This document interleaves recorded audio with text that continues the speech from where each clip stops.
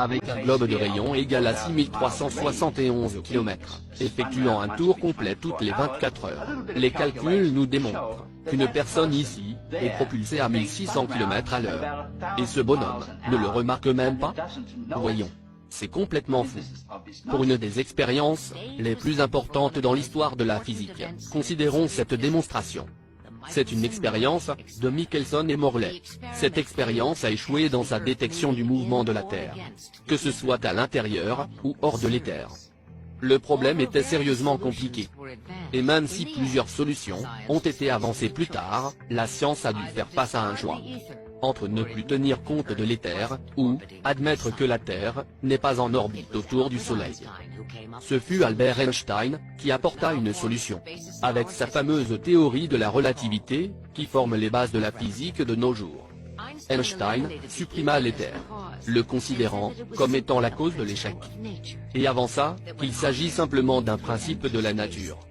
Selon lui, quand un objet se déplace dans le vide de l'espace, sa longueur se rétracte, et la durée de temps de son voyage est ralentie.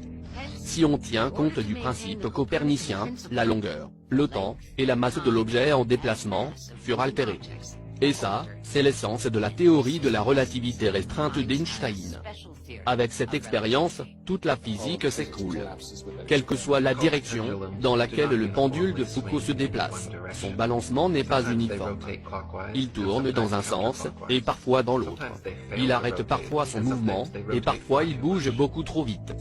Les scientifiques qui ont répété des variantes de cette expérience ont déduit, je cite, « On est obligé de donner une légère poussée latérale au pendule pour le démarrer. Le comportement du pendule dépend de la force initiale nécessaire à son démarrage, et de la boule, et du joint à rotule, utilisé pour faciliter son mouvement circulaire. La supposée rotation de la Terre n'a rien à voir avec le mouvement du pendule. Si la soi-disant rotation constante de la Terre affectait le pendule en quoi que ce soit, on n'aurait pas besoin de lui donner un coup de pouce pour le faire démarrer.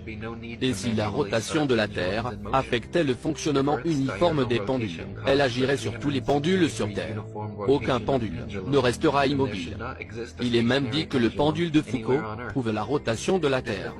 C'est une impossibilité pour un pendule qui tourne dans un sens, ensuite dans l'autre, et tourne dans la direction opposée de la Terre. Alors, une question se pose. Est-ce que la Terre tourne dans les directions opposées, à différents endroits, et au même moment? Nous aimerions savoir comment. Peut-être pourront-ils nous éclairer gentiment sur ce point. Il y a plusieurs sortes d'arguments concernant les phénomènes qu'on appelle la dérive des continents. Ce qui signifie que les continents sont capables de bouger comme s'ils flottaient sur un fluide. Alors, si la Terre est sphérique, et qu'elle tourne, et on nous dit qu'elle tourne très vite, une rotation complète par jour, alors, les continents devraient logiquement se concentrer à l'équateur. Parce que, la force centrifuge déplacerait tous les continents, des pôles vers l'équateur.